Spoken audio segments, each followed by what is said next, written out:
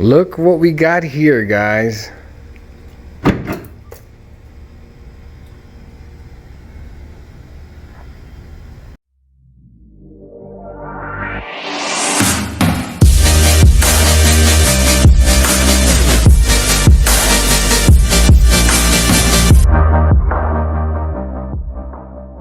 Today what we're going to do on the blue truck is basically replace the suspension components, control arms, front springs, tie rods, inner tie rods, sway bar links, and a couple of bushings. I might be leaving some stuff out, but you're going to see everything that I will be replacing on the blue truck. Well, before we move on to that, here's a little bit of the upgrades that I've gotten so far on the truck. So you can see the back wheel and the front wheel.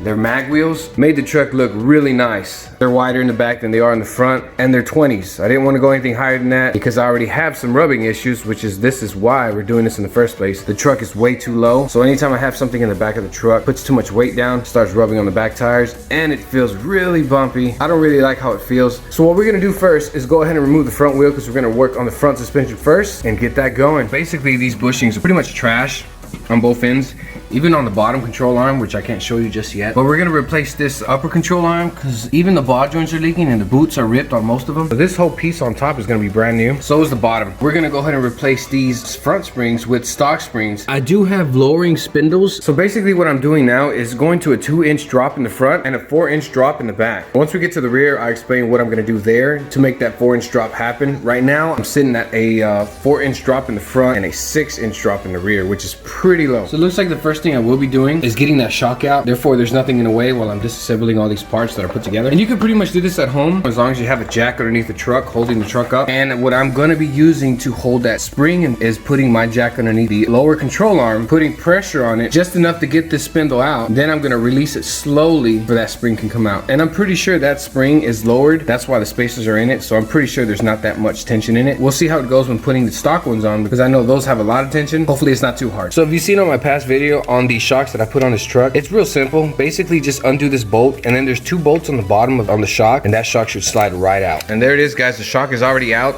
I already removed it, putting it on the side for now. And then we're gonna continue on moving forward. Okay, so we got that out of the way. Mine was a 13 on top and 13 on bottom, so it was pretty easy to take out. Thank goodness for power tools because it makes things a lot quicker. But this is what it looks like. It's already removed. And what I like to do is basically the old one, I like to have it in order just in case the new one doesn't come in order. At least I know how the old one went, and then I'll put the new one exactly how it was as far as the bushings and the spacers go.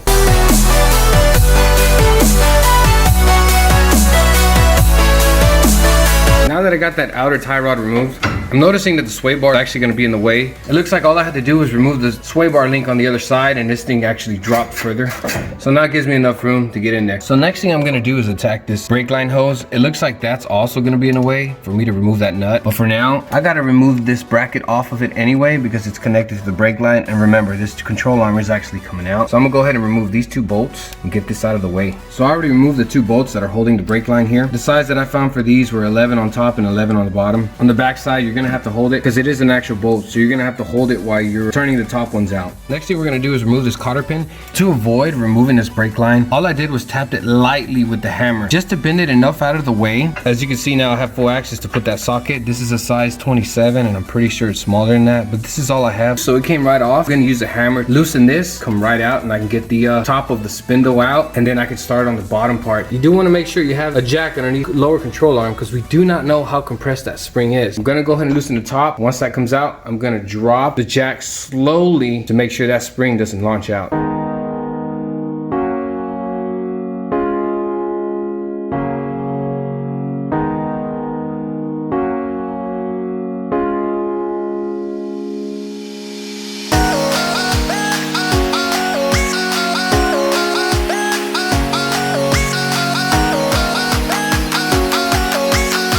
One thing I didn't notice, guys, is there's actually a bolt here. The reason why I couldn't see it is all this dirt's on top. But there's a nut here that actually holds the ABS line. That one I found that it was a 13. But just like these top ones, you're gonna have to have a wrench behind it. At this point, everything's pretty much loose. I'm gonna slowly lower the jack. Once I lower the jack, I'm gonna remove the bottom nut. But the other thing is you gotta make sure that this spindle is not just hanging. Because remember, you got your brake lines connected to it, and you also have your ABS, if you have ABS, connected to it, and you don't want that to mess up a rip. In the long run, it's gonna cost you more money just for not doing things carefully. So I'm gonna go ahead and see if I can get this removed and have it hanging probably with zip ties over here on the side somewhere, maybe even on the sway bar.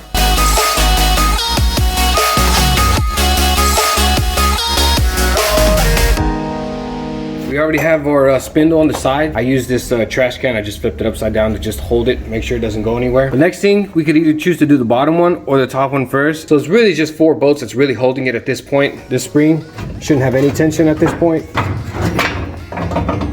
But here's the lowered spring. As you can see, the spacers there. Again, we're going with factory springs to raise the front, but I have 2-inch drop spindles already on it, and we're gonna put those back on. It should raise it, but still be low in the front. And there's the first bolt we're gonna actually remove. And as you can see, there's the other bolt here in the back. So I'm gonna go ahead and remove that one and the front one here. And this upper control arm should come out. Now this front one here, it just loosened up and literally the bolt just came out that easy. But this back one here was a pain. It's always best when doing jobs like this to have a PB blast or any kind of lubrication. That'd be great for the bolt. Just in case you run into the same issue I did. The other issue I ran into is that bolt was actually really hard to get out. You have to get underneath the truck there in the center, and with the pry bar and a hammer that bolt out. Obviously you want to be careful when hitting these because you don't want to mess up the threads. So what I did do is use the pry bar just to hit the very tip of it with the hammer, and this thing came right out. So now that we got both of those bolts out, upper control arm should come right out.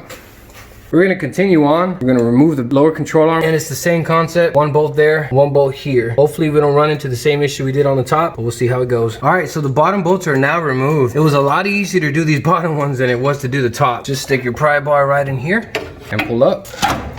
Same thing on the other side, and just simply pull up. And there it is. The old one is out. There's the driver's side. We already took off all the components we need to take off. Now it's a matter of putting the new ones in. All right, so as you can see, those are the brand new control arms we're putting in, and everything seems to be the right size. Everything looks like it's gonna fit. Benefit of actually changing out the entire control arm, you don't have to put up with pressing the new bushings in. They already come already pressed, and also they come with the new ball joints as well. You don't have to deal with that mess either. But if you want to go the cheaper route, you can always just replace the ball joint and the bushings. In my case, these were pretty old, look pretty rusted, and that's why I went with this route. So this is the stock spring we're going with. I want to say there's about 2 inches difference there, so hopefully this takes care of my rubbing issue. So we already got the lower control arm on, and also the upper control arm. I do want to mention that you have to install these little tips for the grease yourself. Do not over tighten these, you'll strip them out, and I'm not really sure what you can do after that. Same one for the bottom one. Putting this control arm in, those 2 grooves were a little bit of a pain, but getting underneath the truck and pushing up towards it a couple of times, finally got it in, finally got those bolts in. So we're gonna go ahead and install the new springs, but we got to be careful this time because these are stock springs. We're gonna have to compress them pretty good. So I'm already working on the passenger side. I'm not gonna show you anything on that side because it's basically the same concept, but I did want to show you what tool I'm using to make this job a lot easier. Is compressing this spring here. You got to be very careful, make sure you do this right. You don't want this tool to pop off on you while you're trying to put this spring in. So be very careful on where you put the tool at and make sure it's grabbing pretty good. So just another way to make it easier when you're doing this. So we got both lower and upper control arm, including springs on both driver's side and passenger side. The next thing we're going to do here is we're going to replace the center bushing, if you want to call it, both sides. As you can see, they're both worn out, right and left side. So I got new ones that I got, and also I'm gonna go ahead and install the actual sway bar link that goes here, which are also brand new. After that, I'm gonna go ahead and take apart the inner and outer tie rod. As you can see, they're both worn out pretty good. There's the end of that ball joint there. As you can see, the boot's already ripped. And then we can move on to the rear, which is gonna be another fun one. All right, so we got our sway bar link in, and our center bushings all greased up. Looks a little messy, but made sure it's greased up pretty good. There's my other side there, and as you can see, the other sway bar link. So next we're gonna move on, like I said, to the inner and outer tie rod. I'm gonna adjust the new ones as close as I can to what it is now. Obviously, I'm still gonna take it to an alignment shop, but I just wanna make sure I'm not that far off on the way up there. So this is as close as I'm gonna get, but we'll see how bad it is once I put it all together and see how straight that wheel is gonna get. Okay, so check out all the new parts we got going on so far. We got the inner and outer tie rods on already, and there's the other side there, as you can see. Pretty obvious what's new at this point. Okay, so if you look at my past video, guys, I actually installed these not too long ago, and I have about probably less than 500 miles on these shocks, to be honest with you. I wanted to reuse these along with the new setup that I'm going with, but the problem with that is these were designed for a 4-inch drop in the front. What I'm running into is it's too short once it reaches the top, and that's where these bad boys come in. So these are my new shocks that I'm putting in. They're still Beltec, but these are the Street Performance shocks. I heard a lot of good reviews about these shocks, that they last a lot longer, and also they are more durable. I'm excited to put these on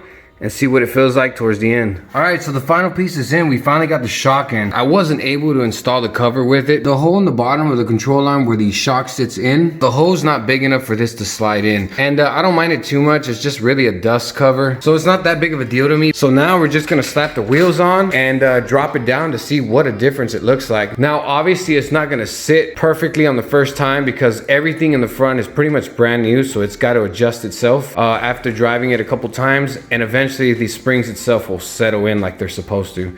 But I just want to get an idea of what it looks like all back put together finally, and then we can move on to the rear. You can see a huge difference on this. Now, I'm not gonna lie, I'm going to miss the way it looked. I'm still low, I'm not factory high. I'm liking it already.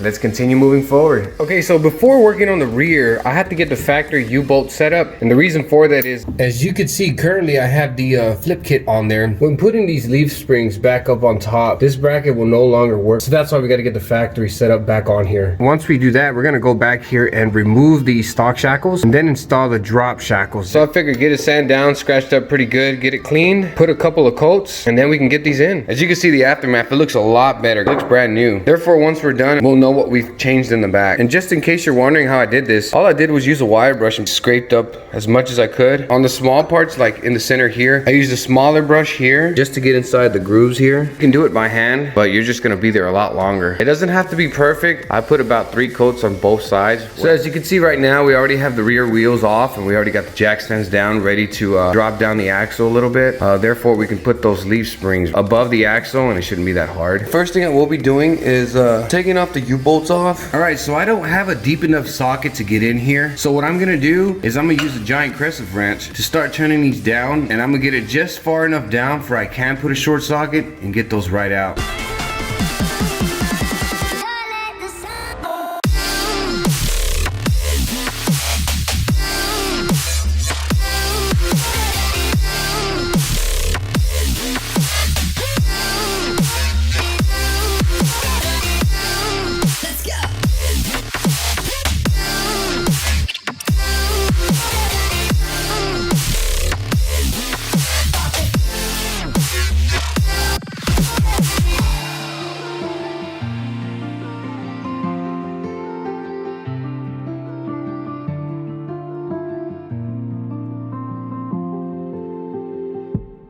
All right, so we're gonna go ahead and start working on the back. I gotta knock out these 2 bolts to get this, the rear of the leaf spring out. Then we'll remove the last bolt on the front of the leaf spring. These back 2 bolts are gonna be a 13/16 size socket, and I'm pretty sure the front one will be as well.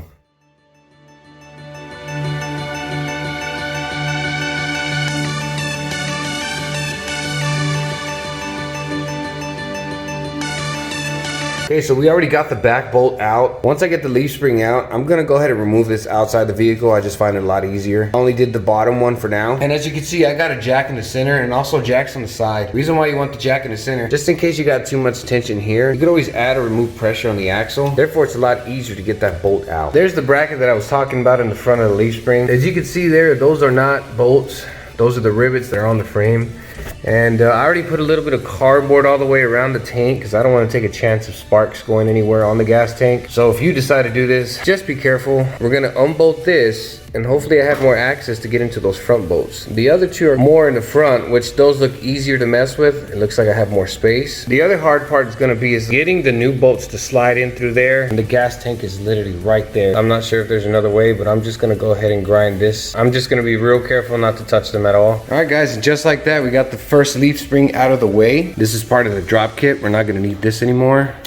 And like I said, once you got the leaf spring out, it's gonna be a lot easier to remove the shackle. And this is the drop kit. It's by DJM Suspension, but I bought this from Summit Racing. These are the new drop shackles we're gonna be installing. Obviously, these come with way better bushings than the OEM come with. And then these are the brackets that I will be replacing with. That also gives me an additional 2-inch drop. So with this is the 2-inch drop, and then we have the 2-inch drop shackles. We're down to 4 inches on the back.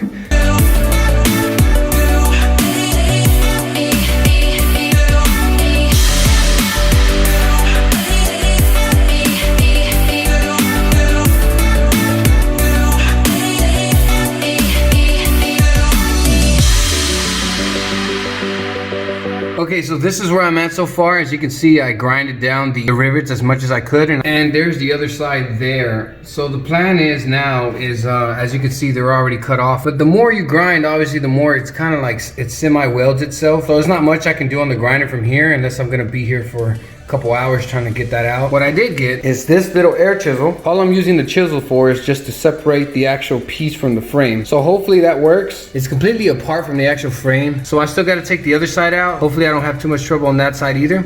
And then I just got to push in those rivets in the frame. They can fall out from the back. And then I could start putting on the new bracket. So we got this side completely off. Ignore the leaf spring that's all the way up. The reason why I did that is it should make it easier for me to put that bracket in. If I left this leaf spring down, once I put that bracket in, somehow, some way I'm gonna have to push that leaf spring back and then slide it in the groove. So here we have the stock hanger. And this is the replacement hanger. So hopefully this takes care of the rear and I could finally be satisfied. So it just comes with 4 bolts, 4 washers, 4 locking nuts. So it turned out I didn't have to remove the tank or move it around at all. I was able to slide my fingers in there like I said before. As you can see, there's the 4 bolts, 1, 2 in the rear, and then the other 2 in the front. It comes with this extra bracket, so don't get confused, and the reason for that bracket is for the e-brake. It attaches to the same bolt that actually holds the front leaf spring. Alright, so after lowering the axle as much as I can, I'm gonna have to unbolt the bottom of the shocks. The shocks are not letting me go any lower than I need to be. So all I gotta do at this point is just unbolt the bottom of that and let the shock hang before I can keep going down. I already put the leaf spring on top of the axle. On the bottom of this leaf spring, there's a part that sticks out similar to this one. And you have to get that aligned on the bottom of the axle for that bolt to align straight down into it. And then the leaf spring just sits right in it. I'm not sure if the 95s all have this, but I'm pretty sure this was an add-on. It has a rear sway bar link, and I had to remove that before I can get those leaf springs to fit in there.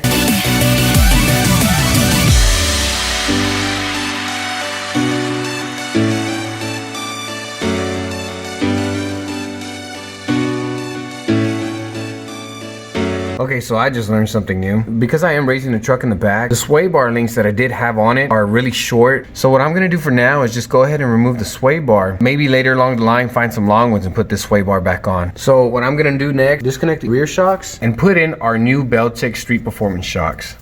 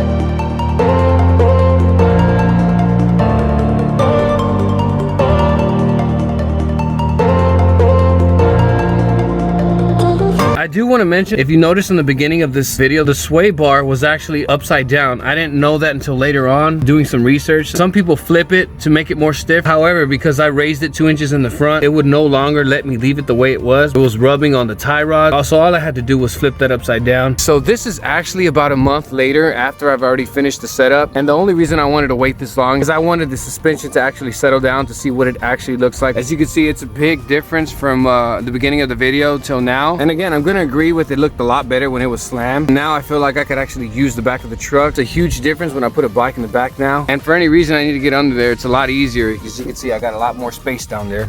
I hope you like the video, guys. Keep watching. Don't forget to hit the like button and subscribe. That's gonna finish this video. We're gonna see you in the next one. Good luck on your project and God bless everyone.